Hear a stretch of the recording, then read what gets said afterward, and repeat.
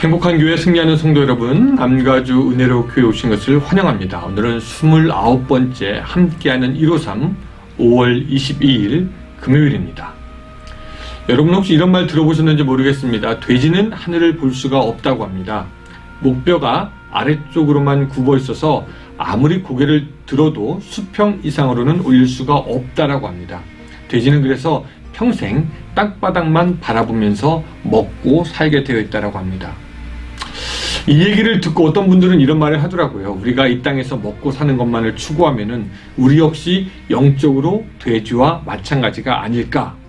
이런 인생은 무엇을 먹을까, 무엇을 마실까, 무엇을 입을까만 걱정하는 그런 인생이다. 근데 여러분, 그런 돼지가 하늘을 보게 될 때가 있다라고 합니다. 언제입니까? 넘어져서 뒤집어질 때 돼지는 비로소 하늘을 보게 된다고 합니다. 아마 돼지는 그때 전혀 새로운 세계를 보게 될 것이죠. 세상은 땅만 아니라 하늘도 있다는 것을 아마 알게 될 것입니다. 여러분은 어떠십니까? 땅만 보십니까? 아니면 하늘도 보십니까? 혹시 여러분들 땅만 보셨다면은 지금의 고난과 어려움으로 인해서 하늘도 볼 수 있었으면 좋겠습니다. 우리의 인생이 땅에만 있는 것이 아니라 하늘에도 있다. 그래서 하늘을 바라보는 여러분들의 영적인 눈이 열리는 이 고난과 또한 고통의 시간이 되었으면 좋겠습니다. 여러분, 그렇게 오늘 지금 이 시간 어려울 때 오히려 하나님을, 영적인 세계를 볼 수 있기를 부탁드립니다. 이 시간에 우리 같이 찬송하겠습니다.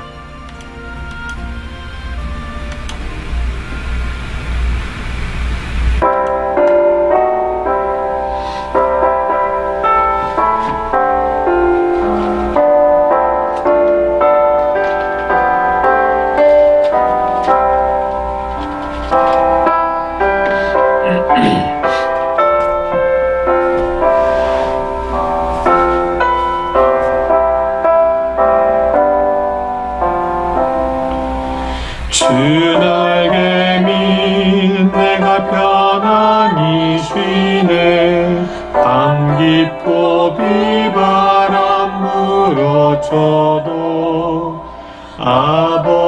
아버지께서 날 지켜주시니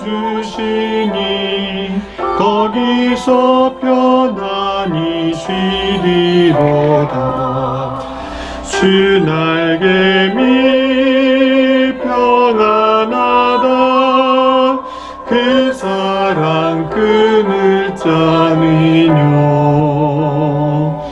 주 날개민 내쉬는 영혼 영원히 거기서 살리. 주 날개민 날 피난처 되니 거기서 쉬기를 원하노라. 세상이 나를 위로치 못하나 거기서 평화를 누리리라. 주 날개밑 평안하다. 그 사랑 끊을 자는요. 주 날개밑 내쉬는 영혼 영원히 거기서 살리.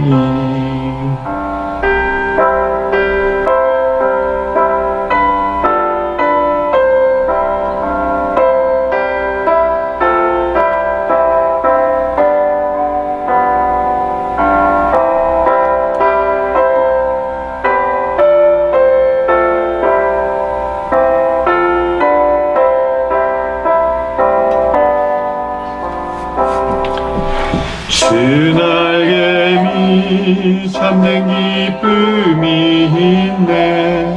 고달픈 세상 길 가는 동안 나 거기 숨어 돌보심을 받고 영원한 안식을 얻으리라. 주 날개미 평안하다 그 사랑 끈을 짜니뇨 주 날개미 내쉬는 영원히 거기서 살리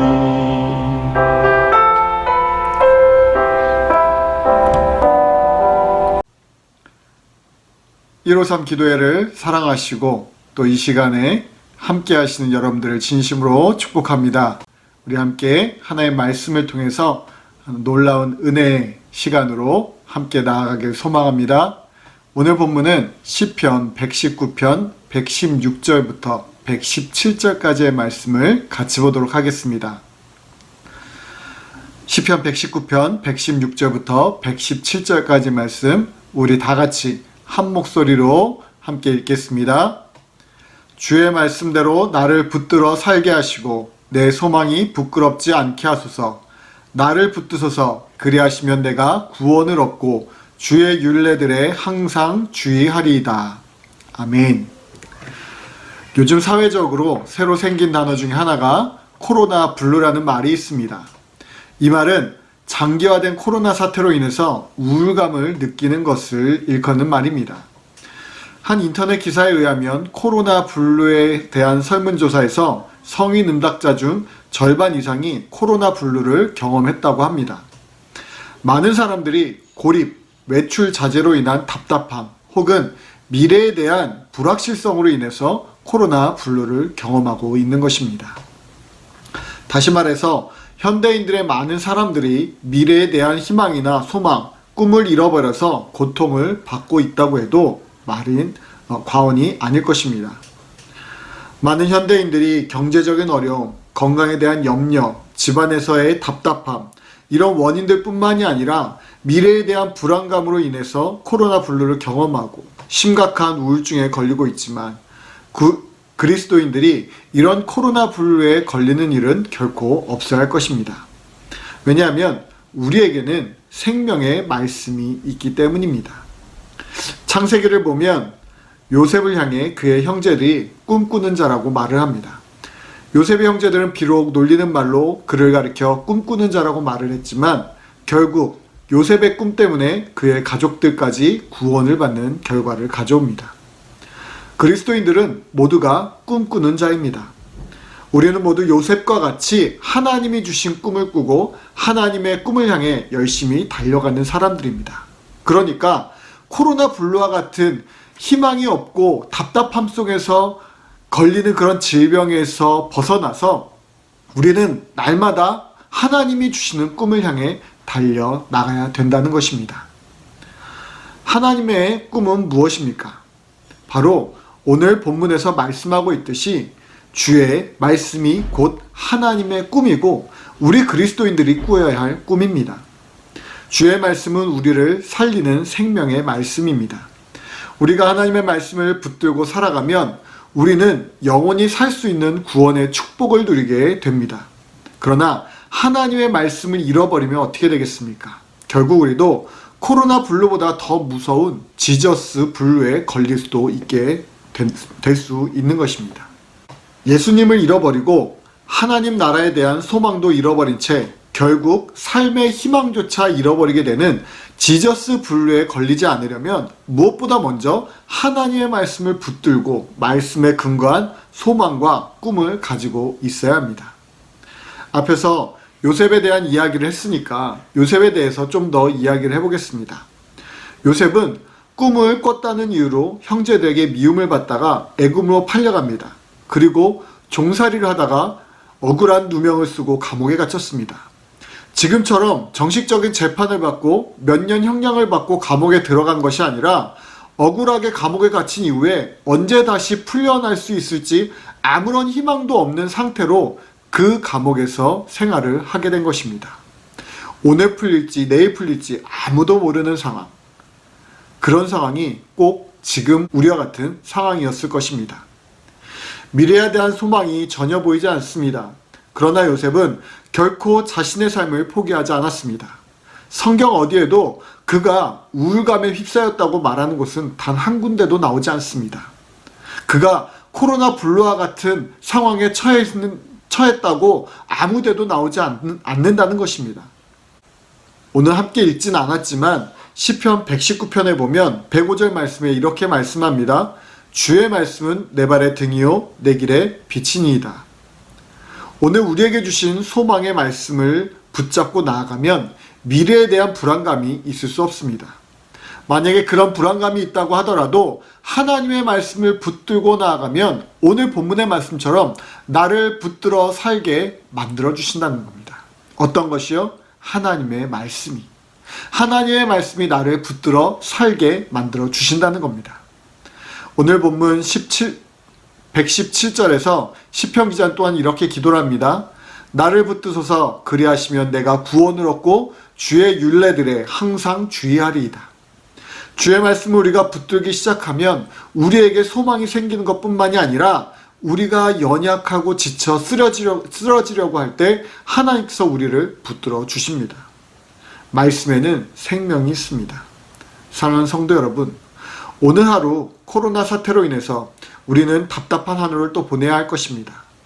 마음대로 다니고 싶어도 돌아다닐 수 없고 마음 편히 식당에 앉아서 음식조차 먹을 수가 없습니다.